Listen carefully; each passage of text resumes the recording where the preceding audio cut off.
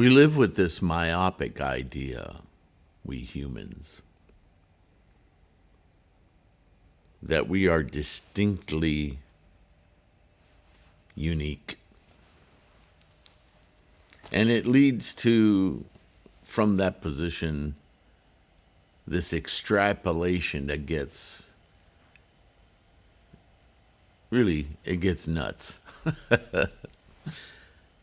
I hope this finds you well and secure. Thank you for your practice. Thank you for being here. Thank you for your support, your propagation efforts. Just liking and subscribing goes toward that bodhisattva effort, yes?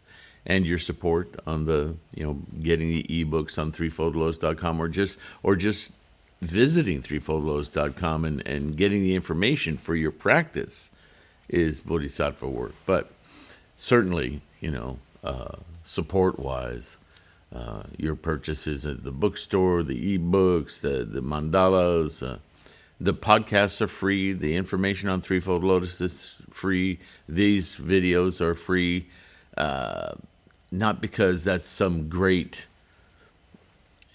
Everything's about money these days, right? It's just about supporting your practice, giving you confidence. But back to what I started to say, this idea that we are alone. Do you hear how ridiculous that statement is if you take it apart? We are alone. All kinds of strange mimetics and ideas flood our brains with this idea that we're just not recognized for our uniqueness enough. Oh my goodness.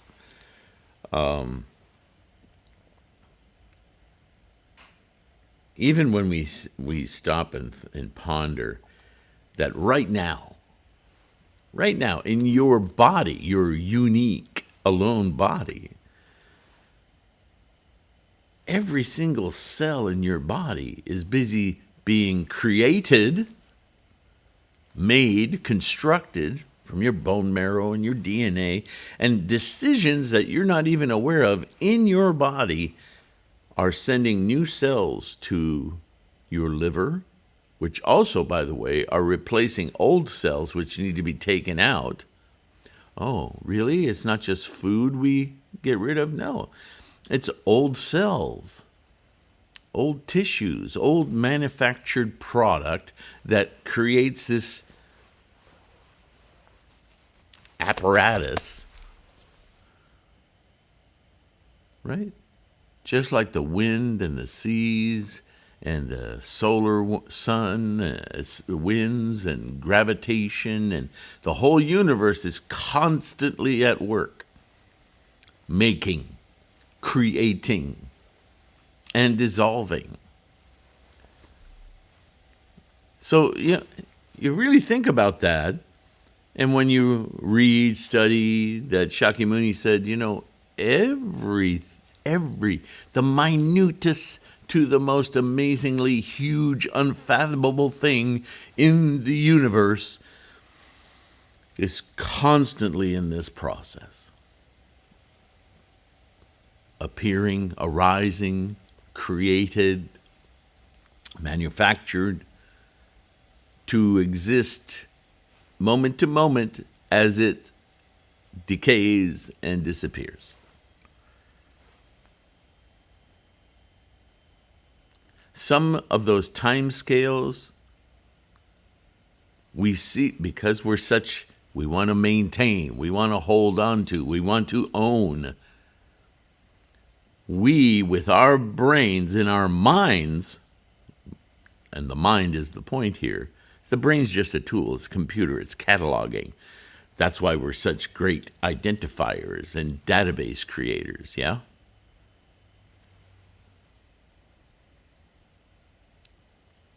But our minds want to seize upon permanence, attachment to it, because we think that identifies self. But that very process is what makes this false perception of us being unique and alone.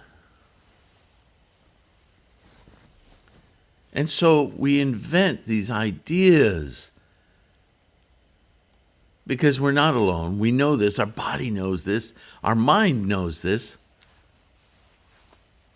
We crave other because we're not alone. So we create groups. We create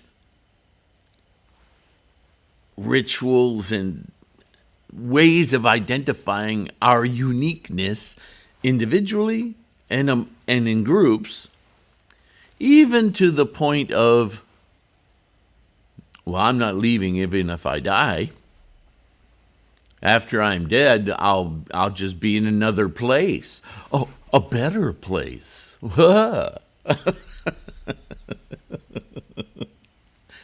Oh my goodness. Do we hear ourselves? Evidently not, because it's quite popular throughout the world. Less and less so, but still, even people who call themselves by various labels to identify, no, I'm not into the cults of blah, blah, blah. They'll still say, oh, I think there's some kind of a God, a higher power. Come on. It's so tiring. It really is. Because here's what's missing. And this has always been true, and I don't know when it will stop being true, but this misunderstanding, this misperception, this really forced misperception of the three bodies of enlightenment, of Buddha. Right? We've read about it many times. You can search it out, videos on this very channel.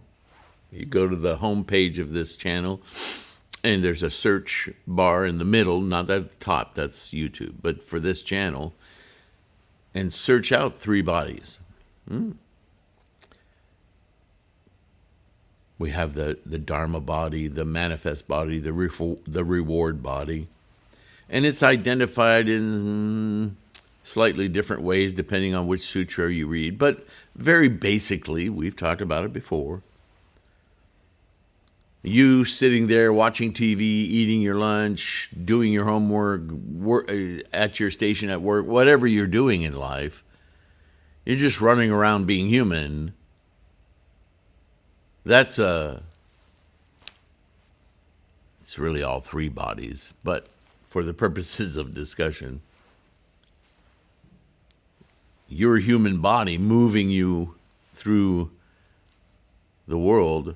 And I have to say this, even though some of you might,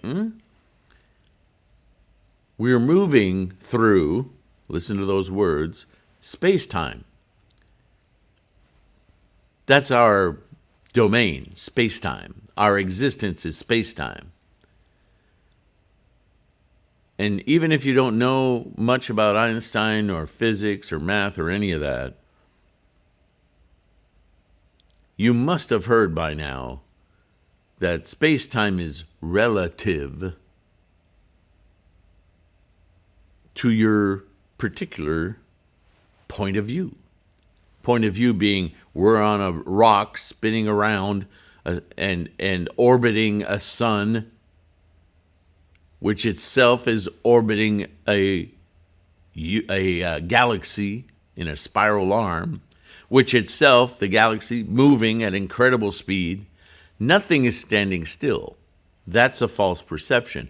It's a perception based on where we plop our butt. But when you start to understand that that butt is hurtling through time-space, kind of changes things. So nothing is static. Nothing is standing still. But our perception with our butt where it is the butt. It's this manifested thing. And now you'll understand as I go on why that's only a third of the story. Because just a moment ago, we were talking about the cells appearing and disappearing in our bodies. Not magical. Not magical at all. It's just energy forming into stuff that then appears, does its thing, and disappears, dissolves, goes away. This is just the process of everything. So in a very real way, that is part of that enlightenment, that idea of understanding, wow, I'm not just a solitary, unique thing. I'm an activity. Being. I'm a verb. I'm not a thing. Right? We even in our language, we identify ourselves as nouns. But come on, how many conversations do we have to have when we look in a mirror in the bathroom and that's not us? Well, even the fact that it's a reflection isn't a reflection of us either. We're constantly, every single moment to moment to moment to moment, we're changing. We are being. We are an action. Not just in our minds. In our flesh and bones, we are acting. And that's very much a part of Buddhism saying, when you really realize this, at really your core thinking,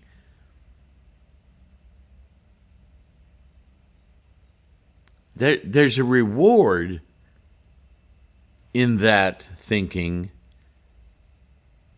that takes less for granted that you exist, that your existing is a really precious, phenomenal thing. And whatever you're existing in this moment to the next, that previous moment, you're no longer existing.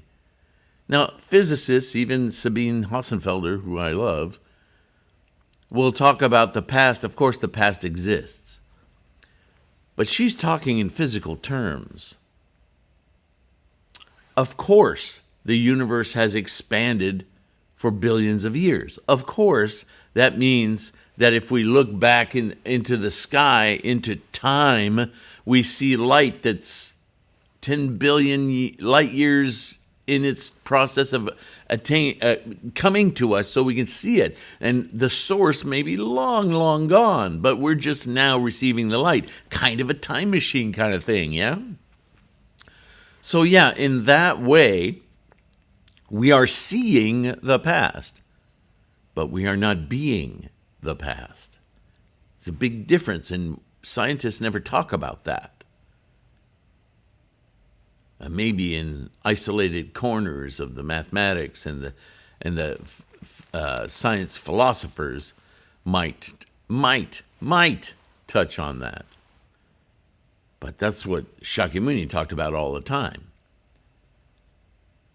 That the fact that we simply don't exist outside this instantiation and into the next, there's a very liberating and precious, precarious, fragile aspect of life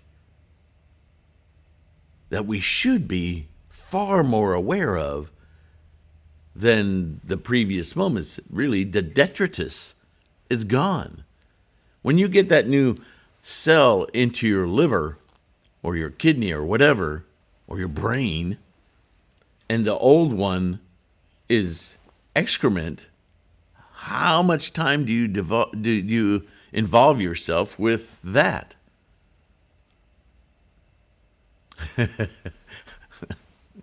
A waste of time. Sorry, I had to do it. Right? We don't think about that, but isn't that the truth? Isn't knowing that truth a sort of a reward? A reward in that we come face to face with the amazing process of being, living, far more important than what we've collected and waiting to get dusty and rot. Yeah, I have stuff. So what? That's not my life. This is right now, you and I. This is life. Right? So that body, that aspect of experience is concurrent with this apparatus, but it occurs to an emergent property, something that isn't something I can grab or hold, the mind.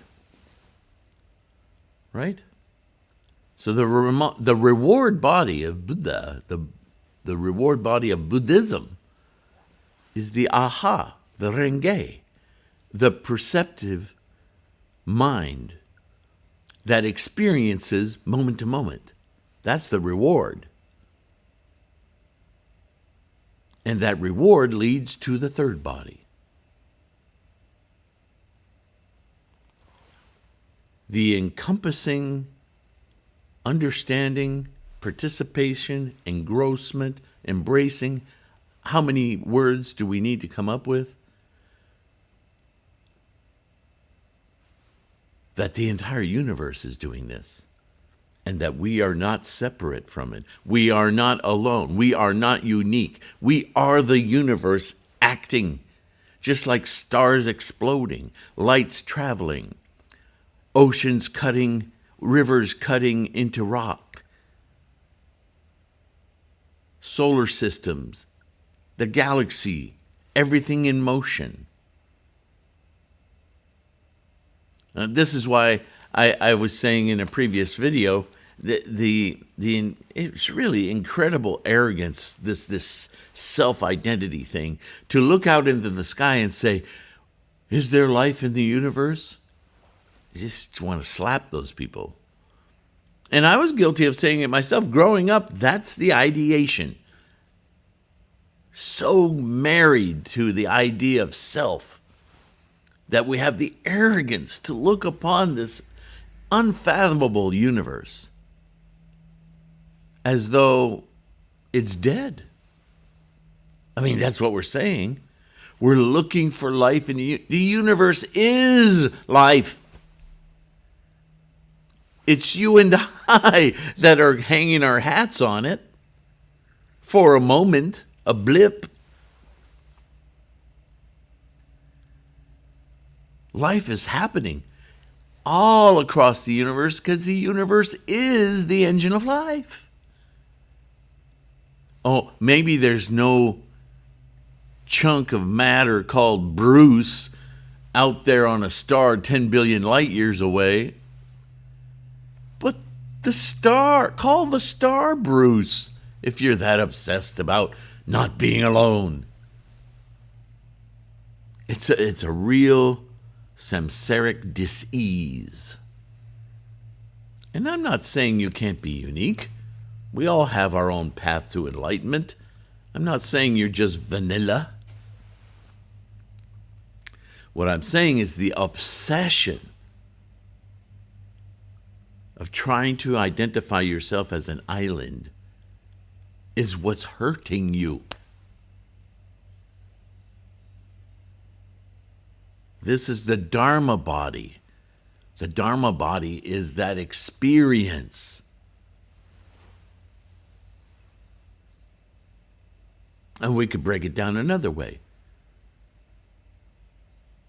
As a regular human being, an ordinary, as Nichiren would say, human being, an ignorant human being, manifested body, what do we do with it? Now that we're aware, what do we do? Well, the doing is where we get reward, the reward body. It's all happening in the same location as it's hurtling through time-space. And Gohonzon is reward. It's reward in the mind. Take a break from cataloging. What do I see? What do I see? The Dharma, the process of everything, of which I'm not separate from. I'll say it, a unique expression, but that expression is of the entirety, not separate. Just the freight train of karma that I'm expressing. How about if I express it entirely? That inexorably leads to the expression of all potential. Manifest reward, dharma. The three bodies.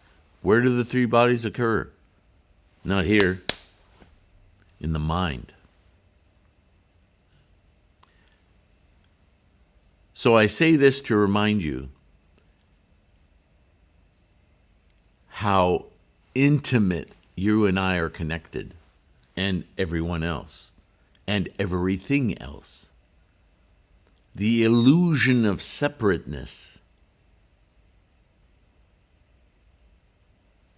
compounds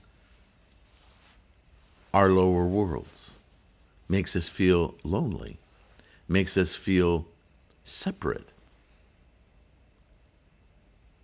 All of those emotions, depression, all of it. I'm not saying you're not going to experience them, but at least know what they are. They're obstacles. And when I feel myself slipping into those things, I got to get to my mandala, get back to Gohonzon. Oh yeah, duh.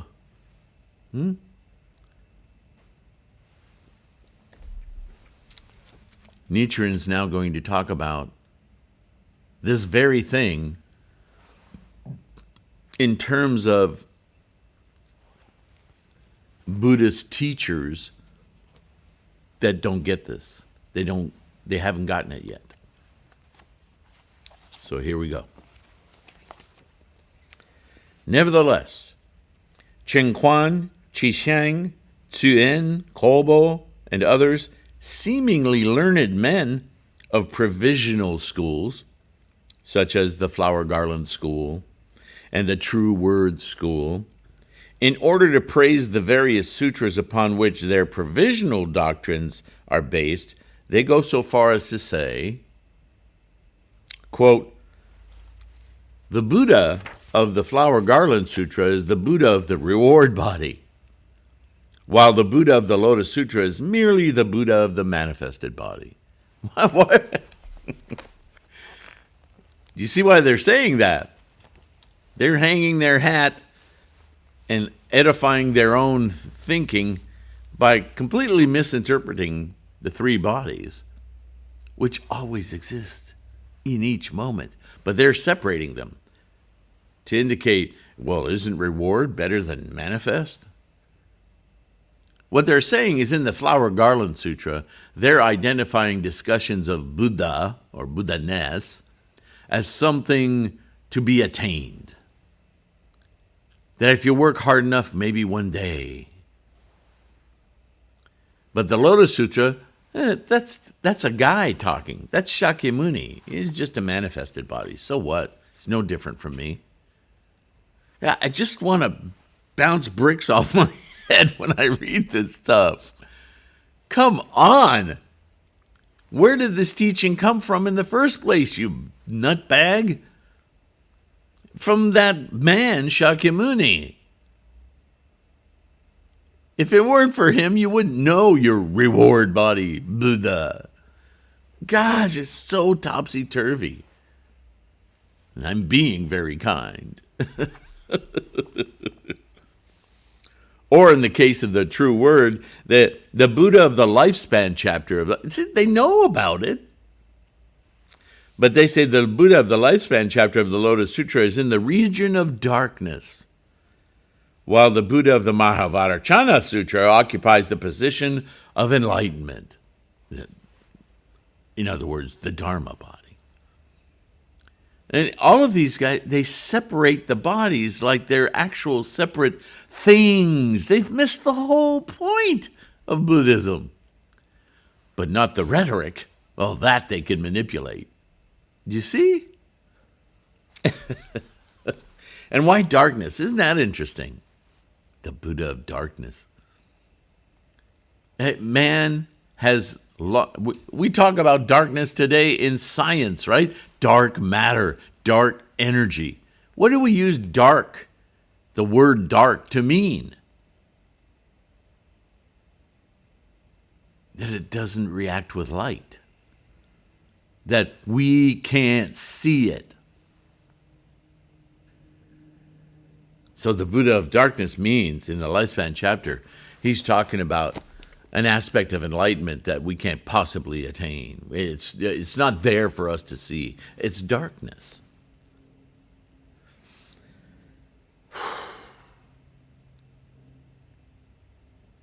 I can imagine Nichiren hearing these words and just crying himself to sleep.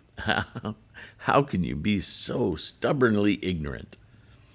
Because these people, like he said, they're supposedly learned men. They know all of the sutras. They know the Lotus Sutra.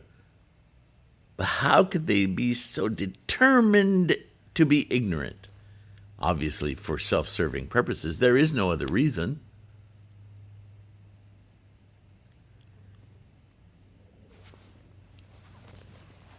In other quotes, how lamentable, yeah?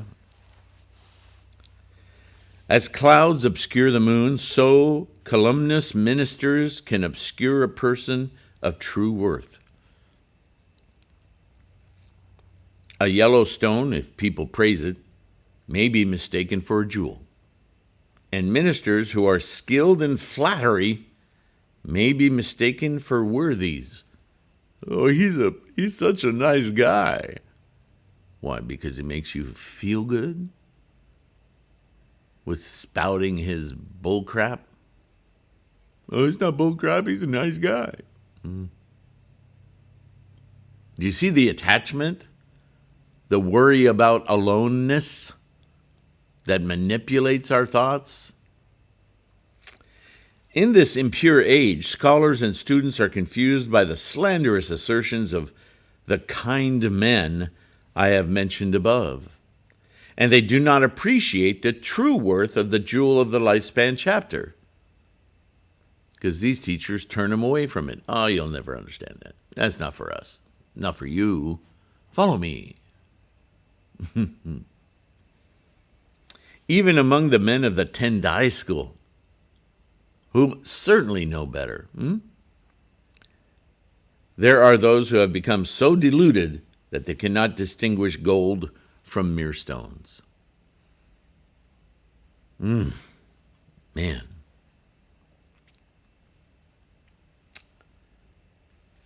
One should consider the fact that if the Buddha had not attained enlightenment in the distant past, there could not have been so many disciples who were converted and instructed by him. The moon is not selfish with its reflection, but if there is no water, then the reflection will not be seen. So even though this is a poor translation, you heard the problem there, right? He's saying that if the Buddha had not attained enlightenment in the distant past, right? This is the confusion of Shakyamuni Buddha versus Buddha. Shakyamuni attained. Buddha did not attain. Buddha is just the witnessing of the process. That's not made clear in these translations because the translators themselves don't get it.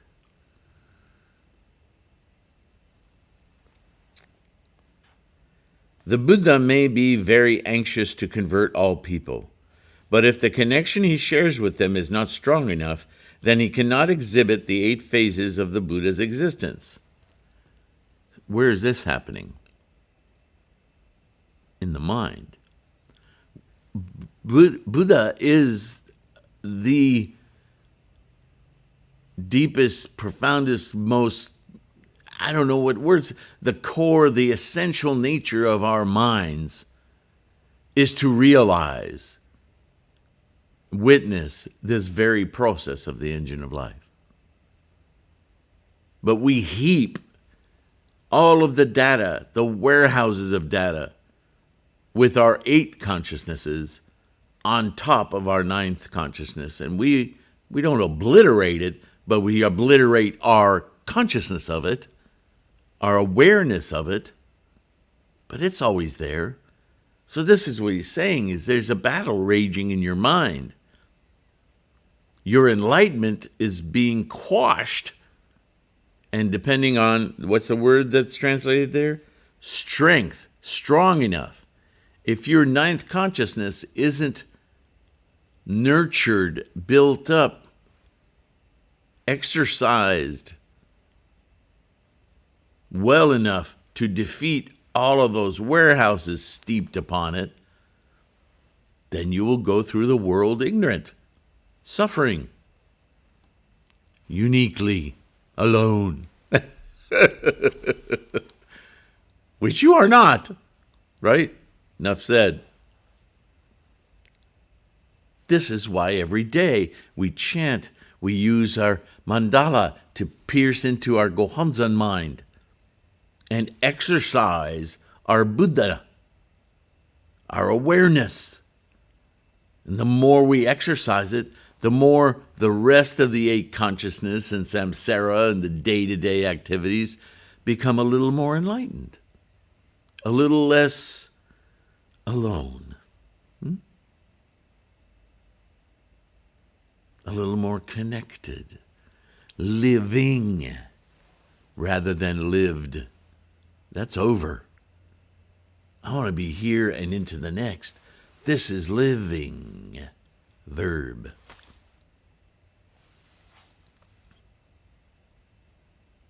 For example, the voice hearers, people of learning, the Shravakas, entire sects based on the Shravakas, attained the first stage of security and the first stage of development, but so long as they followed the teachings that preceded the Lotus Sutra and sought only to regulate and save themselves, ego, warehouse, database, they had to postpone the attainment of the 8 phases of a Buddha's existence to some future lifetime.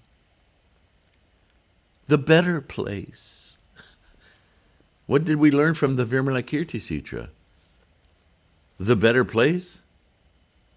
You're standing on it. You're in it.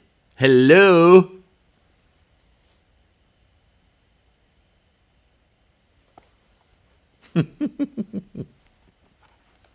If Shakyamuni Buddha, the Lord of Teachings, had attained enlightenment for the first time in his present existence, right, the man awakening, like that was the first instantiation of Buddha-ness as a man, that wasn't the purpose of that activity, but as these other teachers might accuse him of being just the manifest body.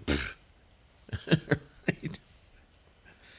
Totally denying the fact that his enlightenment was all 3 bodies. It always is. Then, when he preached the Lotus Sutra, Brahma, Shakra, the gods of the sun and moon, and the 4 heavenly kings, though they had ruled over this world since the beginning of the Kalpa of continuance, which is time-space, would have been disciples of the Buddha for no longer than 40-some years. A little blip. Oh yeah, he got attention for a little while. So what? These beings would have then established their connection with the Lotus Sutra for the first time during the 8 years of preaching at Eagle Peak. The entire forces of the universe, the engine of life. They would thus have been like newcomers, unable to unreservedly approach their Lord, kept at a distance by those who had been present longer. Because certainly, if Brahma, Shakra, all of these forces of the universe only appeared in that 8 years of teaching of the Lotus Sutra by this man, then what was running everything before and now? There must be useless. Well, that would confront the people of his day, wouldn't it? Because in India, that was That was the entirety of life right there. Brahma and chakra and the gods. And even in Nichiren's time, that's why he brings up the sun and moon, because it's very important to Japan, yeah? But now that it has become apparent that Shakyamuni Buddha attained enlightenment countless kalpas ago, there's that slippery slope of translation again. Shakyamuni didn't attain Buddhahood since the beginning of the universe. No, Shakyamuni attained the realization of Buddha, Buddha-ness, which itself has been witness to the engine of life since time without beginning, albeit without a sentient mind. Only a sentient mind can see that process that Buddha-ness reveals has always been, will always be, this process of life until there is no life. When that is, we don't know. We have a pretty good idea when it began, but even in Buddhism, we talk about, well, when it began, there had to have been a before, and even then, from the before, from quiescent energy, manifested potential. And potential is unfathomably huge. So, universe. Instantiating, yeah? Moment to moment to moment to moment. Then the bodhisattvas, sunlight and moon, who attend the thus come one medicine master of the eastern region, and the bodhisattvas, perceiver of the world's sounds and great power, who attend the thus come one Amida of the western region, along with the disciples of the Buddhas of the worlds of the 10 directions, and the great bodhisattvas, who are disciples of the thus come one Mahavarachana, as they are shown in the Mahavarachana and the Diamond Crown Sutras. All of these beings are disciples of the same Buddha-ness Shakyamuni enlightened us to. If it weren't for Shakyamuni, we wouldn't even know to talk Buddha. The Buddha that he became aware of is the same Buddha that instructed everyone in all of the sutras, of course. Otherwise, that discussion would never have happened. Nichiren's just, geez, isn't this so blindingly obvious?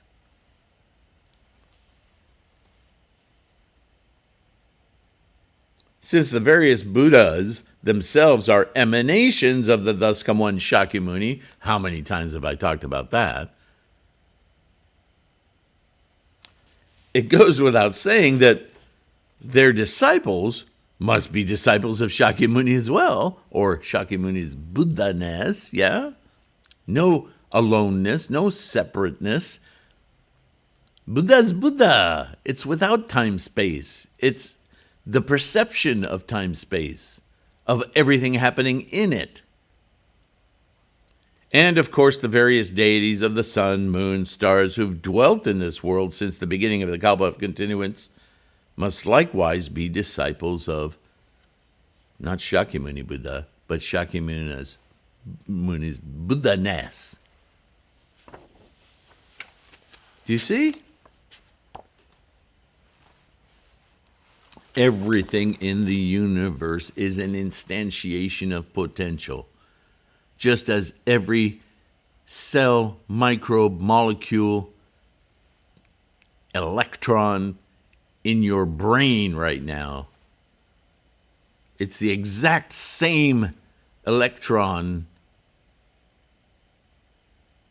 that the furthest galaxy we can see with JWST telescope is manifesting electron potential manifesting. And, you know, quantum is talking about this now, and science is shifting its mind to understand that all things, even particles, are manifest of fields of energy. What's a field of energy? Ask yourself. Can you picture a field of electron? Does that to you look like zillions of electrons? because that's not what quantum says. Quantum says there's a field of electron where, if the conditions and tendencies are right, will manifest an electron.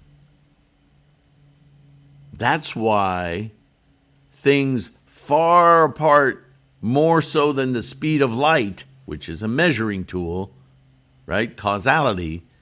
When an electron is manifest here, it can manifest so far away that the speed of light cannot reach it, because when we measure the speed of light, it is relative to our frame of reference.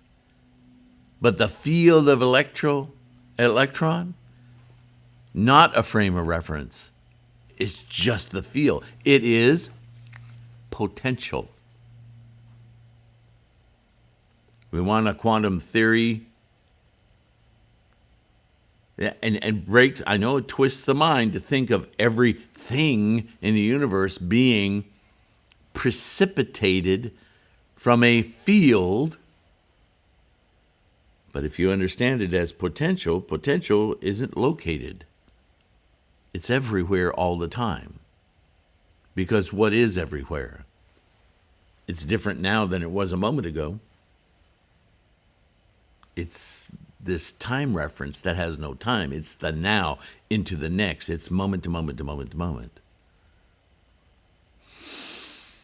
I keep hammering on this because the more you think about it, the more you chant about it, the more you awaken your Buddha mind, the more significance, the more power, the more immense this perception frees you. And that's what Buddhism is about, isn't it? Liberation from these databases of stuff. Where are we time-wise? All right, I'm going to end with that. And he's going to continue making this point. Nevertheless, the schools of Buddhism other than Tendai have gone astray concerning the true aim of devotion, the true aim of our practice. It uses the word object here, but you know, we talk about this enough. With our samsaric mind, we read that word object and we think of it as thing. But that's not what's meant here. It's an objective. It's an aim. It's a determination. Just as when we face our mandala and we bring all our consciousnesses to bear on Myoho with determination, Buddha. It's kind of like if you're a chess player, checkmate. Buddha me, now. Checkers, same thing. King me, right? Buddha me. Buddha-ness. Open. Be here. Take over my mind. Buddha. Buddha awareness. Buddha clarity. Because it's yours to experience. Nobody can hand it to you. You won't find it under a rock or anywhere else. It's in your mind. And it's all about the way you live your life in this moment, this moment, this moment. Namo Myo Renge Kyo. Thank you. Thank you for doing this. The more we read about it, the more difficult it sounds, right? But it's very clear. It's very repetitive. Nichiren talks about it over and over and over again. What's he talking about? Gohonzon. The mind, the ninth consciousness, opened to the samsaric life, the other eight consciousnesses, open that ninth consciousness, Gohonzon, just like when we open a Butsudan. There it is, Buddha-ness.